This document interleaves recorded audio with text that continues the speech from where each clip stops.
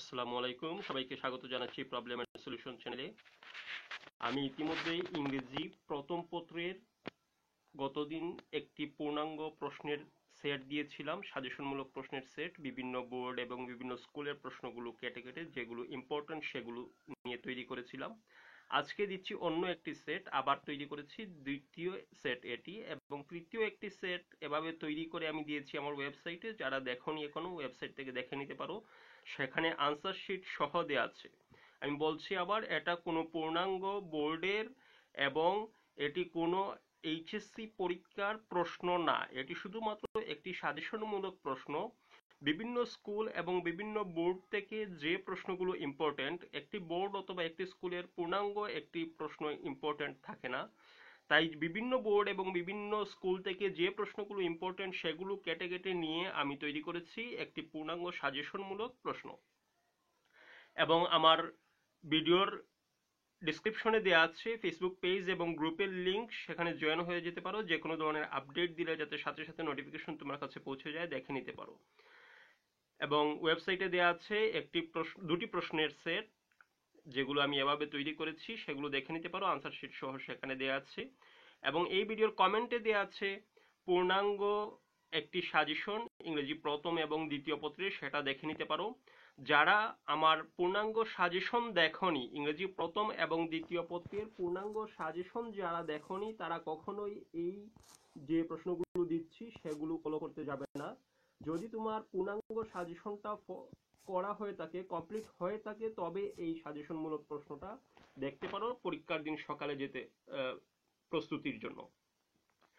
তো আমি প্রথম যে সাজেশনটা দিয়েছিলাম গতদিন, সেটা দিয়েছিলাম ইম্পর্টেন্ট প্রশ্নগুলো, যেগুলো মোস্ট কমন ইম্পর্টেন্ট আসে সেগুলো।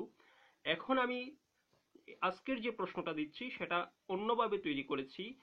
অনেক সময় দেখা যায় প্রশ্নটা অনেক হার্ড করে ফেলে, যার জন্য কমন পড়ে না অথবা ইম্পর্টেন্ট আনইম্পর্টেন্ট থেকে দিয়ে দেয়। এরকম কিছু প্রশ্ন বাছাই করে আমি আজকে তৈরি করেছি এই প্রশ্ন, যেগুলো আসার সম্ভাবনা আছে কিন্তু আনইম্পর্টেন্ট ভেবে আমরা ছেড়ে দিই, সেগুলো নিয়ে একটি প্রশ্ন। এখানে প্রথম যে প্যাসেজটা নিচ্ছে, এখানে দেখতেই পাচ্ছ, as a child you must have been told to get your letters। তারপর এখানে প্রশ্নগুলো আনসার শিটের পেছন সবার শেষে, ভিডিও সবার শেষে দেওয়া আছে ভিডিওতে। এখানে প্রশ্নগুলো হচ্ছে what is the correct meaning of word great. এখানে প্রশ্নগুলো আমি সম্পূর্ণটা একসাথে দেখিয়ে দিচ্ছি যাতে স্ক্রিনশট দিয়ে নিতে পারো। তবে আমি আবার বলছি, যারা পূর্ণাঙ্গ সাজেশনটা আমার দেখনি, এই ভিডিওর কমেন্টে আমি লিংক দিয়ে দিয়েছি। এই পূর্ণাঙ্গ সাজেশনটা যারা দেখনি তারা কখনোই এগুলো ফলো করতে যাবে না। পূর্ণাঙ্গ সাজেশন আগে কমপ্লিট করো, তারপর এগুলো পরীক্ষার দিন সকালে দেখে যেতে পারো। যদি আসে তবে সুবিধা হবে, তবে শুধুমাত্র এগুলোর উপর বেস করে কখনো পরীক্ষার হলে যাবে না। এবং প্রশ্ন আউট হয়েছে কেউ যদি বলে, তবে সম্পূর্ণ মিথ্যা এবং ভুয়া বলতেছে, কারণ এবারের এসএসসি এবং এইচএসসি দুই টার্মেই খুব সিকিউর ভাবে প্রশ্নগুলো ট্রান্সফার করা হচ্ছে বিভিন্ন পজিশনে, বিভিন্ন কেন্দ্রে, বিভিন্ন যারা প্রশ্নের সাথে রিলেটেড তারা বিভিন্ন সিকিউরের মাধ্যমে প্রশ্নগুলো বন্টন করতেছেন, যাতে কোনোভাবেই আউট হয় না এবং আউট হচ্ছেও না প্রশ্ন। যার জন্য প্রশ্ন আউট হচ্ছে সেটা ভুয়া কথা। তো আমি প্রথমেই বলে নিয়েছি এগুলো কিভাবে তৈরি করেছি। যারা নিতে চাও আমি আগে দেখিয়ে দিয়েছি, স্ক্রিনশট দিয়ে নিতে পারো। তারপর 1 নম্বর প্যাসেজ গেল। 2 নম্বর প্যাসেজটা আমি দেখিয়ে দিচ্ছি। বি অংশ এর ফার্স্ট প্যাসেজের, সিন প্যাসেজের বি অংশ প্রশ্নগুলো কি হতে পারে। What is the manner, write the example of bad manners, what can we learn and taken manners. ঠিক আছে, প্রশ্নটা স্ক্রিনশট দিয়ে নিতে পারো এবং ওয়েবসাইটে যে প্রশ্নগুলো দেওয়া আছে সেগুলো দেখে নিতে পারো। এগুলো শুধুমাত্র পরীক্ষার দিন সকালে রিভাইজ দেওয়ার জন্য, এটা কখনোই কমপ্লিট যে আসবে চলে আসবে এরকম কোনো কথা না। এটা শুধুমাত্র শর্টকাট একটু প্র্যাকটিসের জন্য। তো তারপর দ্বিতীয় মডেল হিসেবে আমি যেটা নিচ্ছি সেটা হচ্ছে এডুকেশনাল ইনস্টিটিউশন। বিফোর এডুকেশনাল ইনস্টিটিউশনটা ইম্পর্টেন্ট আছে, বিভিন্ন ইয়ের মধ্যে টেস্টে দেখা গেছে বিভিন্ন স্কুলে আসছে এটা। তারপর এ থেকে আমি প্রথমেই পূর্ণাঙ্গ সাজেশন যেটা দিয়েছি সেখানে বলে নিয়েছি যে ফ্লোচার্ট আসার সম্ভাবনা সবচেয়ে বেশি। মডেল যেটাই দেখ, এই সেকেন্ডের জন্য সেকেন্ড মডেলটা এমনভাবে চুজ করবে যাতে একটা স্টোরি অথবা এমন কোনো একটা বিষয় নিয়ে আলোচনা করা হয় যার মধ্যে একটা ধারাবাহিকতা আছে, গল্পের মতো প্রথম থেকে শেষ পর্যন্ত একটি ধারাবাহিকতার মাধ্যমে বর্ণনা করা আছে, এই ধরনের কোনো কিছু নিবে যাতে ফ্লোচার্ট দেওয়া যায়। তো ফ্লোচার্টটা এবার ইম্পর্টেন্ট, সেটা আমি বলেছি অন্য একটি ভিডিওতে, এবং ফুল সাজেশন যেটা দিয়েছি সেখানে দেখে নিতে পারো। তারপর হচ্ছে 3 নাম্বার প্যাসেজ হিসেবে আমি যেটা চুজ করছি, এটা ইম্পর্টেন্টের মধ্যেই পড়ে, কিন্তু ইম্পর্টেন্টের মধ্যেও এটা অনেকেই ছেড়ে দিবে, যার জন্য চলে আসতে পারে ইন বাংলাদেশ ফোক মিউজিক, এটা থেকে প্রশ্ন আসতে পারে সামারির জন্য। তারপর আবার বলতেছি, যারা যদি প্রশ্নে তোমার দেয় 11 নম্বরে যদি পোয়েম থেকে থিম লেখার জন্য দেয়, তবে 3 নম্বরে সামারিটা আসবে। তবে 11 নম্বরে যদি কোনো থিম না দিয়ে অন্য কোনো কিছু দেয়, তবে 3 নম্বরে সামারির বদলে অন্য কোনো কিছু দিতে পারে, এবং অথবা এখানে থিম দিয়ে দিতে পারে, এখানে একটি পোয়েম দিয়ে দিতে পারে, পোয়েম থেকে বলতে পারে যে থিমটা লেখার জন্য, পোয়েম থেকে সামারিটা লেখার জন্য, এই ধরনেরও বলে দিতে পারে। তারপর 3 নাম্বার পেসেজ গেল। এখন আমি দেখিয়ে দিচ্ছি 4 এবং 5 এর জন্য যেগুলো পড়তে হবে। এখানে আমি প্রথমে অর্ধেক একসাথে দেখিয়ে দিচ্ছি, এটা স্ক্রিনশট দিয়ে নিতে পারো, এবং আমার ওয়েবসাইটে যে প্রশ্নটা দেওয়া আছে সেটাও দেখে নিতে পারো। এগুলো শুধুমাত্র পরীক্ষার দিন সকালে জাস্ট একবার চোখ বুলিয়ে যাওয়ার জন্য, এগুলো কমপ্লিট প্রশ্ন না, এগুলোর উপর কখনো ডিপেন্ড করবে না। ডিপেন্ড করতে হবে আমি যে পূর্ণাঙ্গ সাজেশন দিয়েছি সেটার উপর। এই ভিডিওর কমেন্টের লিঙ্ক দেওয়া আছে সেই পূর্ণাঙ্গ সাজেশনগুলোর, এবং সায়েন্স আর্টস কমার্সের পূর্ণাঙ্গ সকল সাবজেক্টের ইম্পর্টেন্ট চ্যাপ্টারগুলো আমি বলেছি আমার বিভিন্ন সাজেশনে, সেগুলো যারা এখনো দেখোনি দেখে নিতে পারো। এবং এই ভিডিওর আই বাটন উপরে কর্নারে দেওয়া আছে, সেখান থেকে এইচএসসি প্লেলিস্ট এবং অন্যান্য যে প্লেলিস্টগুলো আছে, science playlist, science suggestion playlist, তারপর আছে হিউম্যানিটিক্স সাজেশন প্লেলিস্ট, তারপর আছে কমার্স সাজেশন প্লেলিস্ট, এগুলো থেকে সায়েন্স আর্টস কমার্সের সকল সাবজেক্টের পূর্ণাঙ্গ সাজেশন পাবে, সেগুলো দেখে নিতে পারো। তারপর 5 নাম্বার প্রশ্নের fill in the gaps appropriate word, এটা আমি দেখিয়ে দিচ্ছি।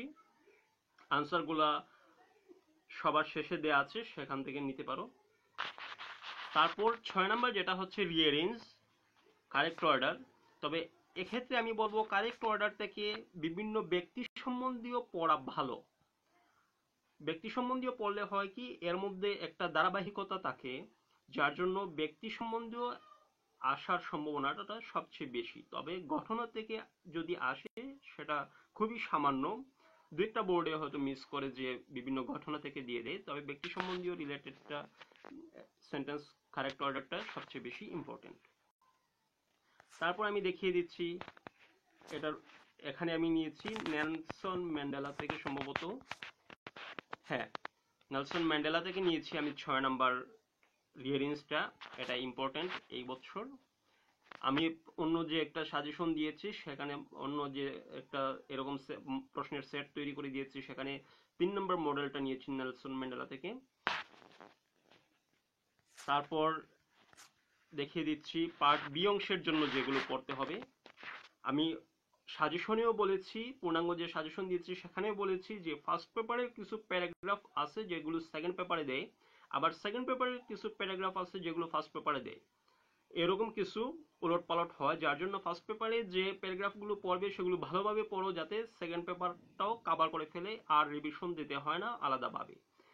তারপর এখানে প্যারাগ্রাফ হিসেবে নিয়েছি আমি ডেসপোরাকে। তারপর নিয়েছি কমপ্লিটিং স্টোরি সম্বন্ধে বলি। যদি মডেলগুলো ইম্পর্টেন্ট দিয়ে দেয়, যদি কমন মডেলগুলো দিয়ে দেয়, তবে স্টোরিটা আনকমন দিয়ে দিবে, যে কোনো একটি নতুন গল্প দিবে যা তুমি কখনোই শুনোনি।